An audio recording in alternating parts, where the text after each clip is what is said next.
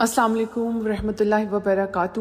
کیسے ہیں آپ سب؟ امید کرتی ہوں آپ لوگ سب ٹھیک ہوں گے، خیر عافیت سے ہوں گے. اللہ تعالیٰ ہم سب کو اپنی حفظ و امان میں رکھے. ٹائٹل سے آپ کو اندازہ وہی کیا ہوگا کہ آج کی جو ویڈیو ہے یہ درود تنجینہ سے ریلیٹڈ ہے. اور ویڈیو شروع کرنے سے پہلے میں آپ کو ایک بہت ہی اچھا واقعہ بتانا چاہتی ہوں کہ درود تنجینہ کی کس قدر فضیلت ہے. پروبیبلی آپ میں سے بہت سے لوگوں نے درود تنجینہ کا یہ واقعہ بہت سے علماء کرام سے سنا ہوگا، لیکن اس کو ریپیٹ کرتے ہیں تاکہ آپ کی یادیں تازہ ہو جائیں. تو روایت کی جاتی ہے کہ ایک مرتبہ کچھ ملا تھے جو سمندر میں سفر کر رہے تھے، اور دوران سفر ان کا جو جہاز تھا وہ شدید طوفان کا شکار ہو گیا. یعنی طوفان اتنا شدید تھا کہ ملاحوں کو اپنی جانیں بچانے کے لیے کچھ سمجھ نہیں آ رہا تھا کہ وہ کیا کرے. انہوں نے کوئی امید نظر نہیں آ رہی تھی، اور جو جہاز تھا وہ بالکل ڈوبنے کے قریب تھا.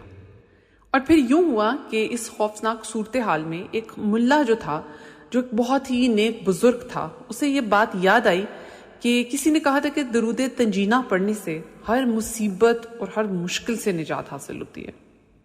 اور اس نے پھر سب ملاحوں کو حکم دیا کہ سب جو ہے نا درود تنجینہ کا ورد کرو، درود تنجینہ پڑھو، بار بار پڑھو. اور جتنے ملا وہاں پہ کشتی پہ موجود تھے ان سب نے درود تنجینہ پڑھنی شروع کر دی. اور پھر کیا ہوا؟ اللہ کی رحمت سے جلد ہی جو طوفان تھا وہ سارا تھم گیا، کم ہو گیا، اور ان کا جو جہاز تھا وہ بحفاظت کنارے تک پہنچ گیا. اور اس واقعے کے بعد ہمیں یہ سمجھ میں آتی ہے کہ جو درود تنجینہ کی تاثیر ہے اور اس کی جو برکت ہے وہ کس قدر ہے. یہاں تک کہ وہ جو ملا تھے جتنے بھی، ان کا بھی جو ایک ایمان تھا اللہ تعالیٰ پہ مزید مضبوط ہو گیا. اور اسی طرح یہ جو واقعہ تھا یہ مشہور ہو گیا بہت زیادہ. تو درود تنجینہ کس کس کام کے لیے یوز ہو سکتا ہے؟ مشکلات سے نجات کے لیے، ہر طرح کی مشکل. پھر آفات سے حفاظت کے لیے. اب یہ آفات کون کون سی ہو سکتی ہیں؟ یہ وہ بھی ہو سکتی ہیں جو کہ اللہ تعالیٰ کی طرف سے ہیں، ٹھیک ہے، جو قدرتی آفات ہوتی ہیں ان سے بھی. پھر ایکسیڈنٹ ہو جانا، جو ایکسیڈنٹ ہے وہ ایک بہت بڑی آفت ہوتی ہے، اس میں انسان کی جانیں چلی جاتی ہیں. پھر برکت اور کامیابی کے لیے، اور پھر دل کے سکون کے لیے. دیکھیں اس کے کتنے زیادہ فائدے ہیں. اب آپ میں سے جتنی بھی بہنیں اور بھائی وہ یہ کہتے ہیں کہ ہمارے کام پھنسے ہوئے ہیں، ٹھیک ہے، یعنی گھر بن رہا ہے لیکن کسی وجہ سے جو ہے وہ اس کی تعمیر جو ہے وہ رک گئی ہے، ٹھیک ہے، کچھ ایسا ہو گیا ہے، کوئی بھی وجہ بن گئی ہے، کوئی بندش ہو گئی ہے کہ گھر کی تعمیر جو ہے وہ رک گئی ہے. اس کے لیے درود تنجینہ بیسٹ ہے. پھر آپ کو سمجھ نہیں آ رہی، بار بار خاندان میں یا آپ کے گھر میں کوئی نہ کوئی آفت جو ہے، کوئی نہ کوئی مصیبت روزمرہ آپ کو دیکھنی پڑ جاتی ہے. کوئی بہت زیادہ بیمار ہو جاتا ہے، کسی کا بہت ایکسیڈنٹس ہو رہے ہیں، ٹھیک ہے، اور بھی اس طرح کے بار بار آپ کو ہاسپٹل جانا پڑ رہا ہے، اس طرح کے بہت زیادہ اور بھی پرابلمس. اس کے لیے درود تنجینہ جو ہے وہ بیسٹ ہے. پھر برکت اور کامیابی کے لیے آپ چاہتے ہیں آپ کے مال میں بہت زیادہ برکت ہو، جو آپ کماتے ہیں اس میں برکت ہو، آپ کے رزق میں بہت زیادہ برکت ہو، آپ کو کامیابی ملے. ہر کام آپ بزنس شروع کرنے لگے ہیں اس میں آپ کو کامیابی ملے، آپ سٹڈیز کر رہے ہیں اس میں آپ کو کامیابی ملے. پھر وہ لوگ جو کہتے ہیں ہمارے جو ہے ویزا وہ پھنسے ہوئے ہیں، ٹھیک ہے، ویزا نہیں آ رہا، ہمیں ویزا نہیں مل رہا، ٹھیک ہے، ہمارے انٹرویوز جو ہیں وہ ان کی ڈیٹ نہیں آ رہی، اس کے لیے درود تنجینہ بیسٹ ہے. اب دیکھیں میں نے آپ کو کتنے سارے اس کے فوائد بتا دیے ہیں. تو اب کائنڈلی آپ یہ کیجئے گا کہ ویڈیو کو اینڈ تک دیکھیے گا تاکہ آپ کو یہ پتہ چل جائے کہ درود تنجینہ کا خاص جو عمل ہے یہ آپ نے کیسے کرنا ہے، کتنے دن تک کرنا ہے، اور آپ کن کن حالتوں میں سے کر سکتے ہیں. سو فرسٹ آف آل میں یہاں پہ یہ بتا دوں کہ اس کا جو عمل ہے وہ بے حد آسان ہے، بالکل بھی مشکل نہیں ہے، ٹائم ٹیکنگ بھی نہیں ہے، اور صرف 40 دن کا عمل ہے. کتنے دن کا عمل ہے؟ 40 days، 40 then, that's it. 40 days کا یہ عمل اب کن کن صورتوں کے لیے ہے؟ کوئی آفت آ جاتی ہے، جیسے خدا نہ خواستہ اللہ نہ کرے کسی کا ایکسیڈنٹ ہو جاتا ہے، ٹھیک ہے، اس کے علاوہ کوئی بڑی بیماری میں مبتلا ہو گیا ہے، آپ کے کوئی بہت بڑے کام پھنسے ہوئے ہیں، گھر سے ریلیٹڈ، ویزا سے ریلیٹڈ، کسی مقدمے سے ریلیٹڈ، ٹھیک ہے، اس کے لیے آپ یہ 40 دن کا عمل کریں گے. اور دن میں آپ کو زیادہ اسے وقت بھی نہیں دینا ہوگا. آپ نے کسی بھی نماز کے بعد اول و آخر سب سے پہلے درود شریف پڑھنی ہے، ٹھیک ہے. درود شریف جو آپ پڑھیں گے وہ آپ نے نماز والی پڑھنی ہے، جو کمپلیٹ درود شریف ہے وہ پڑھیں گے. اور اس کے بیچ میں آپ نے 3 دفعہ درود تنجینہ پڑھنی ہے.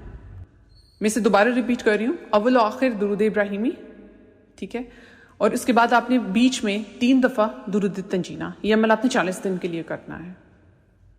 اور بہت سے لوگوں کا جو ہے وہ 40 دن پورا ہونے سے پہلے ہی کام ہو جاتا ہے، لیکن اگر آپ کا کام پہلے ہو جاتا ہے تو آپ نے کوشش کرنی ہے کہ آپ اس عمل کو 40 دن تک پورا کریں۔